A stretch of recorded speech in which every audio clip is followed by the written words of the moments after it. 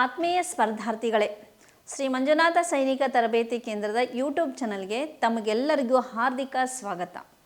ಇವತ್ತಿನ ಅಗ್ನಿವೀರ ಆರ್ಮಿ ಪರೀಕ್ಷೆಯ 2 ಮತ್ತು 3ನೇ ಶಿಫ್ಟಿನಲ್ಲಿ ಬಂದಿರುವಂಥ ನಮಗೆ ದೊರೆತಂಥ ಮಾಹಿತಿಯ ಪ್ರಕಾರ ನಿಮಗೆ ಗಣಿತದ ಪ್ರಶ್ನೆಗಳನ್ನು ಹೇಳ್ತಾ ಇದ್ದೀವಿ. ನಮ್ಮ ಜೊತೆ ನೀವು ಬಿಡಿಸಿ. ಸೊ ಬನ್ನಿ, ಮೊದಲ ಪ್ರಶ್ನೆ.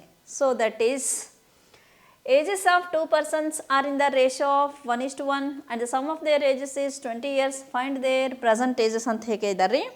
ಇಬ್ಬರು ವ್ಯಕ್ತಿಗಳ ವಯಸ್ಸಿನ ಅನುಪಾತ ಏನು ಕೊಟ್ಟಾರಪ್ಪ ಅಂದ್ರೆ 1:1 ಅಂತ ಕೊಟ್ಟಾರ್ರಿ. ಆ ಇಬ್ಬರು ವಯಸ್ಸು ಕೂಡಿಸಿದ್ರೆ ಎಷ್ಟು ಕೊಟ್ಟಾರಪ್ಪ ಅಂತಂದ್ರೆ 20 ವರ್ಷ ಕೊಟ್ಟಾರ್ರಿ. ಹಾಗಾದ್ರೆ ಅವರ ಈಗಿನ ವಯಸ್ಸು ಎಷ್ಟು ಅಥವಾ ಪ್ರಸ್ತುತ ವಯಸ್ಸು ಎಷ್ಟು ಅಂತ ಕೇಳಿದಾರೆ. ಹಾಗಂತಂದ್ರೆ 1:1 ಕೊಟ್ಟಾರಂದ್ರೆ 20 ಏನು ಮಾಡಿಬಿಡ್ಬೇಕು, ಸಮನಾಗಿ 20 ಸಮನಾಗಿ ಭಾಗ ಮಾಡ್ಬೇಕಾದ್ರೆ ಏನಾಯಿತು, 10 ಕುಡಿಸಿದ್ರೆ ಎಷ್ಟಾಯ್ತು ರೀ, 20 ಆಯಿತು. 11 1:1 ಬಂತ. ಸೊ ಬಿಡಿಸೋದು ಯಾಕಪ್ಪ ಅಂತಂದ್ರೆ, ಸೊ ಇಬ್ಬರು ವ್ಯಕ್ತಿಗಳದಾರ್ರಿ, 1:1 ಅದಾರ್ರಿ. ಸೊ ಅವ್ರು ರೇಷೋನ್ನ ಕೊಡಿಸಿದಂದ್ರೆ ಸಮ್ ಆಫ್ ರೇಷೋ ಏನಾಗ್ತೈತಪ್ಪ ಅಂತಂದ್ರೆ 1+1 ಆಗುತ್ತೆ ರೀ.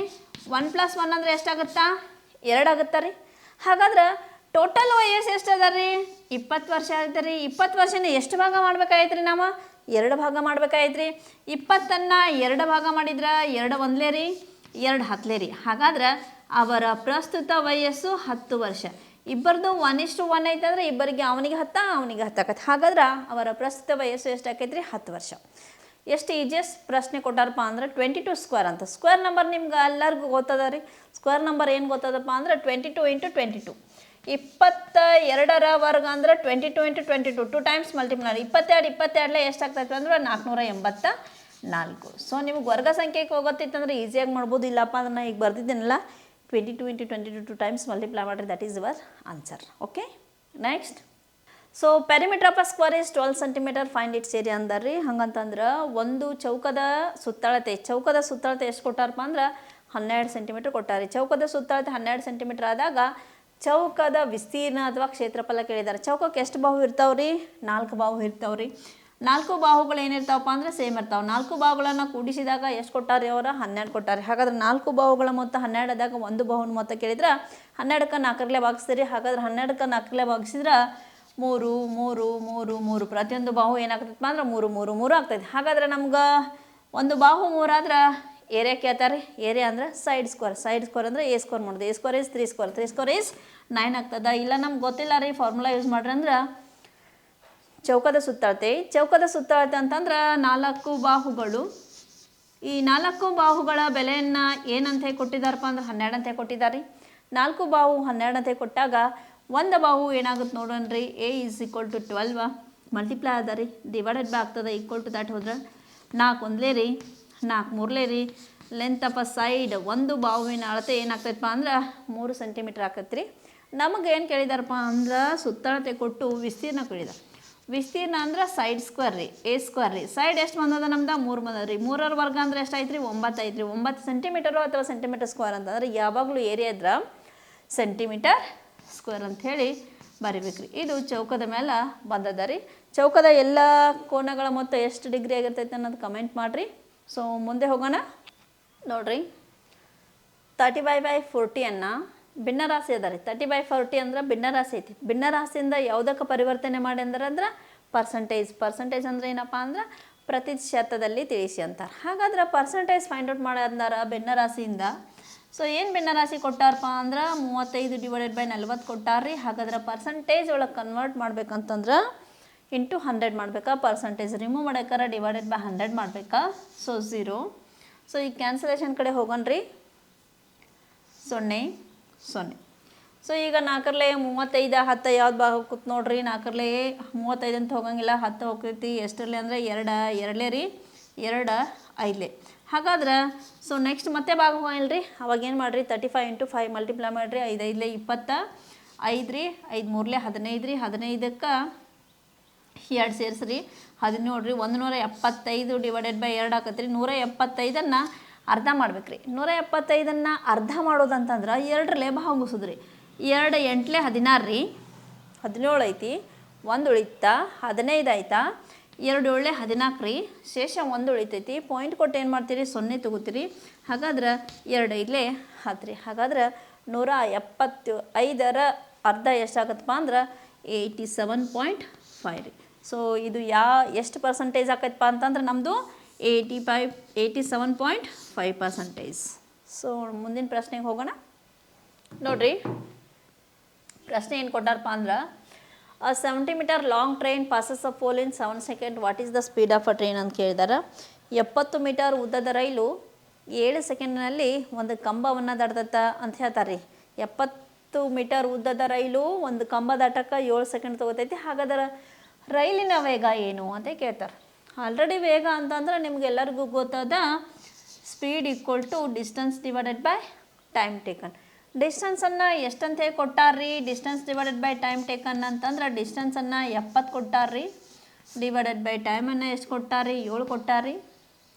70ಕ್ಕೆ 7ಕ್ಕೆ ಬಾ ಹೋಗ್ತದ ನೋಡ್ರಿ, 70ಕ್ಕೆ 7ಕ್ಕೆ ಬಾ ಹೋಗ್ತದ ರೀ. ಎಷ್ಟರಲ್ಲಪ್ಪ ಅಂತಂದ್ರೆ 7 1 ರೀ, 7 10 ರೀ.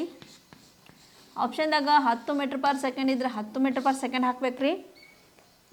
ಅಥವಾ ಅದನ್ನು ಕಿಲೋಮೀಟ್ರ್ ಪರ್ ಅವರ್ನಾಗ ಕೊಟ್ಟಿರಂತಂದ್ರೆ metre per second is converted into kilometre per hour ಏನು ಮಲ್ಟಿಪ್ಲೈ ಮಾಡಬೇಕಪ್ಪ ಅಂತಂದ್ರೆ 18/5 ಮಲ್ಟಿಪ್ಲೈ ಮಾಡ್ಬೇಕು ರೀ.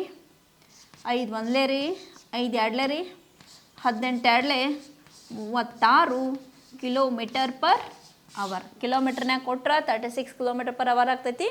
ಸೊ ಮೀಟ್ರ್ ಪರ್ ಸೆಕೆಂಡ್ನಾಗ ಕೊಟ್ರಿ ಅಂದ್ರೆ ಆನ್ಸರ್ ಎಲ್ಲಿಗೆ ಸ್ಟಾಪ್ ಮಾಡ್ಬೇಕು ರೀ, 10 ಮೀಟ್ರ್ ಪರ್ ಸೆಕೆಂಡ್ನಾಗ ಇಟ್ಬಿಡ್ಬೇಕು ರೀ.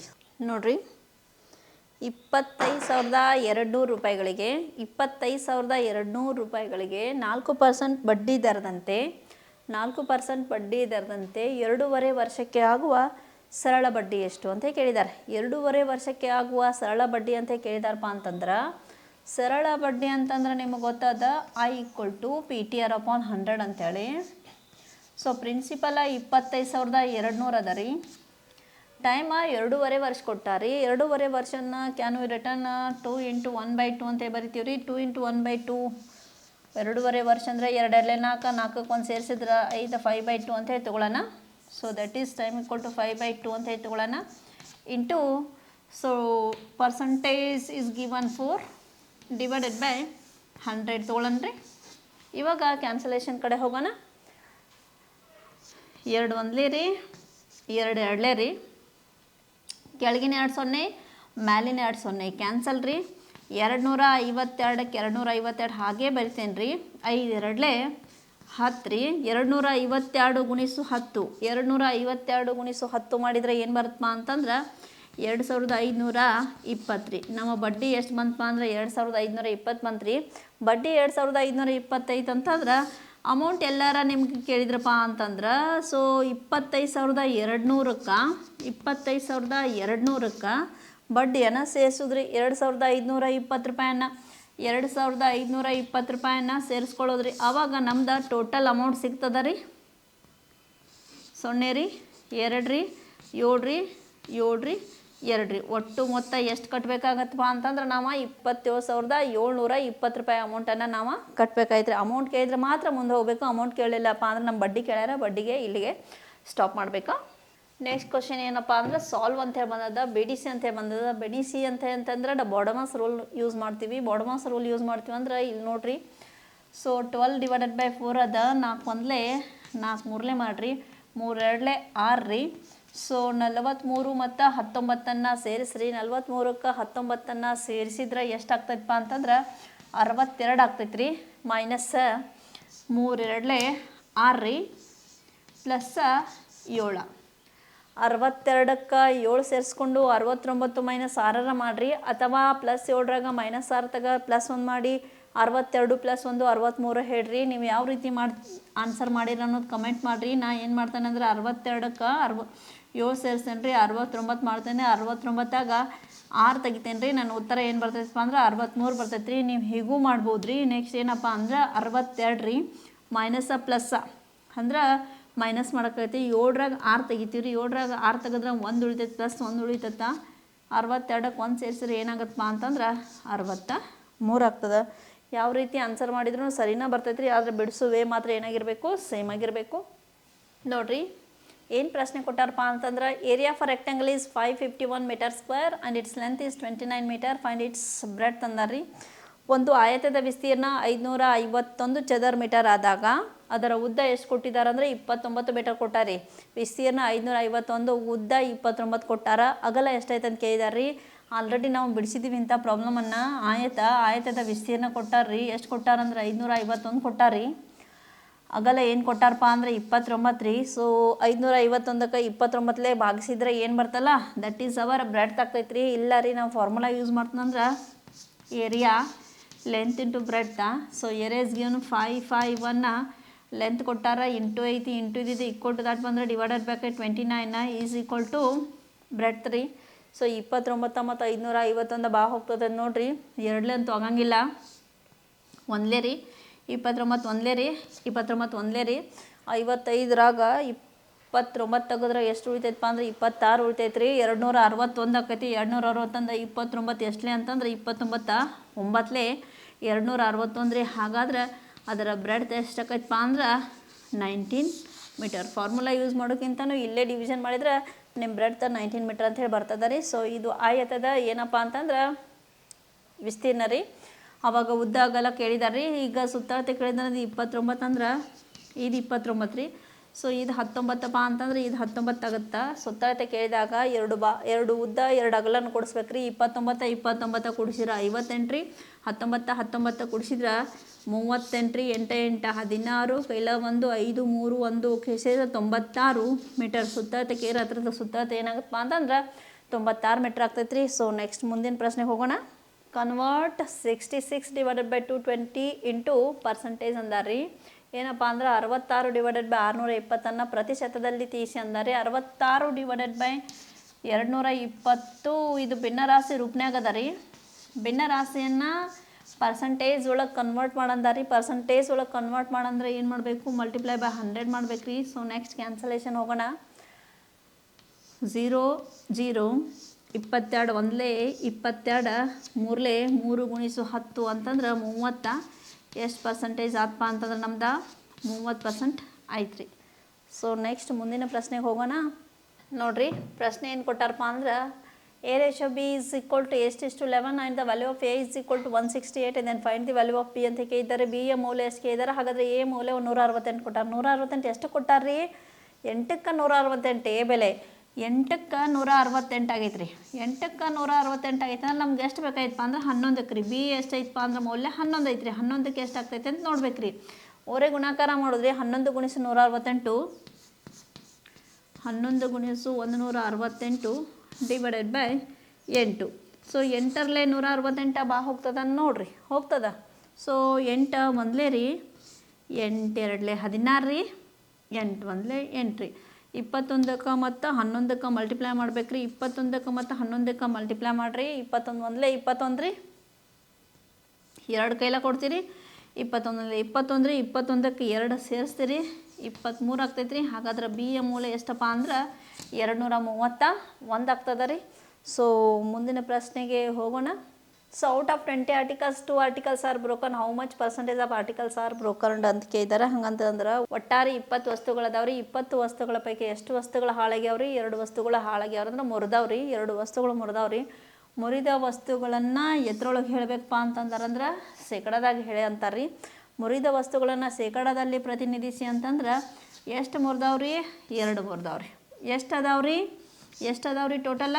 20 ಅದಾವ್ರಿ ಇಂಟು 100. ಸೊ ಇವಾಗ ಕ್ಯಾನ್ಸಲೇಷನ್ ನೋಡೋಣ್ರಿ. 21ಲೇ ರೀ, 25ಲೇ ರೀ, 5 2ಲೇ 10 ರೀ. ಎಷ್ಟು ಪರ್ಸಂಟೇಜ್ ವಸ್ತುಗಳು ಹಾಳಾಗ್ಯಾವಪ್ಪ ಅಂದ್ರೆ ಮುರಿದು ಹೋಗ್ಯಾವಪ್ಪ ಅಂದ್ರೆ 10% ಹಾಳಾಗ್ಯಾವ್ರಿ. 10% ಹಾಳಾಗ್ಯಾವ ಅಂತಂದ್ರೆ ಉಳ್ದಾವ ಎಷ್ಟು, ರಿಮೈನಿಂಗ್ ಎಷ್ಟು ಅಂತ ಹೇಗೆ ಕೇಳಿದ್ರು ಅಂದ್ರೆ ರಿಮೈನಿಂಗ್ ಎಷ್ಟು ಪರ್ಸಂಟೇಜ್ ಅಂತ ಕೇಳಿದ್ರೆ 100ಕ್ಕೆ 10 ಹಾಳಾಗಿದ್ರೆ ಎಷ್ಟು ಉಳ್ಕೊಂಡಾವ ಅಂದ್ರೆ 90% ಉಳ್ಕೊಂಡು. 90% ಅಂದರೆ ಎಷ್ಟು ವಸ್ತುಗಳು ಉಳ್ಕೊಂಡಂಗೆ ರೀ? 18 ವಸ್ತುಗಳು ಉಳ್ಕೊಂಡಂಗೆ. ಹಾಗಾದ್ರೆ ಮುಂದಿನ ಪ್ರಶ್ನೆ ನೋಡೋಣ. ಒಟ್ಟಾರೆ ಒಂದು ಸಾಲಿನಾಗ 38 ಜನ ಅದಾರ.